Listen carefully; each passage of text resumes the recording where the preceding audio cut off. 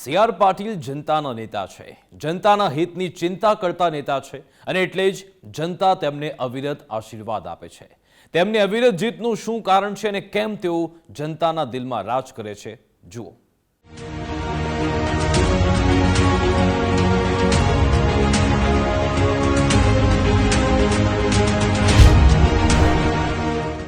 નવસારીના સાંસદ સી.આર. પાટીલ સતત 4 ટર્મથી ચૂંટાઈ આવે છે. તમને થતું હશે કે નવસારી બેઠક અસ્તિત્વમાં આવી ત્યારથી કેમ સી.આર. પાટીલ જ ચૂંટાઈ આવે છે અને સૌથી વધુ મતોથી જીતનાર સાંસદનો રેકોર્ડ પણ ધરાવે છે. તેની પાછળ તેમની કાર્યશૈલી જવાબદાર છે. સાંસદ સી.આર. પાટીલનું કાર્યાલય ISO સર્ટિફાઈડ છે, જેનો ઉપયોગ જનતાની સેવા કરવા થાય છે.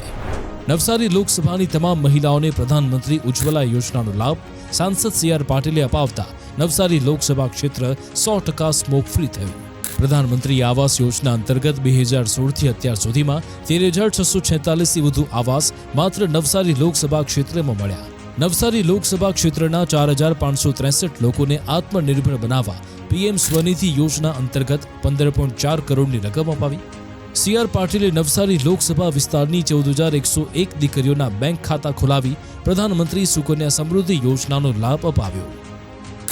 સ્વચ્છ નવસારી જવાબદારી અમારી તે નારો આપી 389 ગામને સી.આર. પાટીલે સ્વચ્છ બનાવ્યા. આ અભિયાનમાં 21,445 લોકો સામેલ થયા. કુલ 512 ટન કચરાનો નિકાલ કરાયો.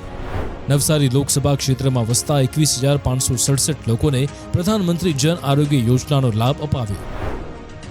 નવસારીના ચીખલી અને ગણદેવા ગામને દત્તક લઈ આદર્શ ગામ બનાવ્યા. બંને ગામ અત્યાધુનિક સુવિધાઓથી સજ્જ છે.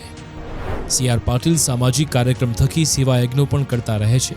તેમના જન્મદિને લોકસભામાં 7 વિધાનસભા ક્ષેત્રમાં રક્તદાન શિબિરનું આયોજન થાય છે, જેમાં 5,000થી વધારે બોટલ રક્ત એકત્ર થાય છે, જે બ્લડ બેંકને આપ્યા બાદ સાંસદના કાર્યાલય પર રક્ત માટેના કાર્ડ આપવામાં આવે છે, જેથી તે ઇમરજન્સીમાં બ્લડ બેંક પાસેથી રક્ત મેળવી શકે છે. દિવ્યાંગજનોના ઉજ્જવળ ભવિષ્ય માટે સી.આર. પાટીલ હંમેશા પ્રયાસરત રહે છે. એટલે જ તો દિવ્યાંગોને વ્હીલચેર, કાનના મશીન, કૃત્રિમ હાથ અને પગ અર્પણ કરે છે. જનતાના દુઃખે દુઃખી રહેતા સાંસદ સી.આર. પાટીલે નવસારી લોકસભાના કુપોષિત બાળકોને સુપોષિત બનાવવા અભિયાન ચલાવી સામાજિક સંસ્થાઓની સાથે મળીને પૌષ્ટિક આહાર અને ફ્રૂટનું વિતરણ કર્યું. મહિલાઓ માટે હલ્દી કુમકુમ કાર્યક્રમનું આયોજન કરાય છે, જેમાં મહિલા સશક્તિકરણ, મહિલા ઉત્થાન માટેના પ્રયત્નો થાય છે. તિરંગા અભિયાન પણ સી.આર. પાટીલની આગેવાનીમાં સફળ રહ્યું. સુરતથી દેશભરમાં 1,25,000 તિરંગાનું વિતરણ કરાયું. નવસારી લોકસભા ક્ષેત્રમાં રોરો ફેરી પરિયોજના શરૂ થઈ, જેનાથી લાખો પ્રવાસીઓ સુરતથી ભાવનગર દરિયાઈ માર્ગે જઈ રહ્યા છે. સુરત એરપોર્ટને ઇન્ટરનેશનલ એરપોર્ટનો દરજ્જો મળતા ઇન્ટરનેશનલ એર કનેક્ટિવિટી વધી, જેનાથી દક્ષિણ ગુજરાતના વેપારમાં નવી ગતિ આવી.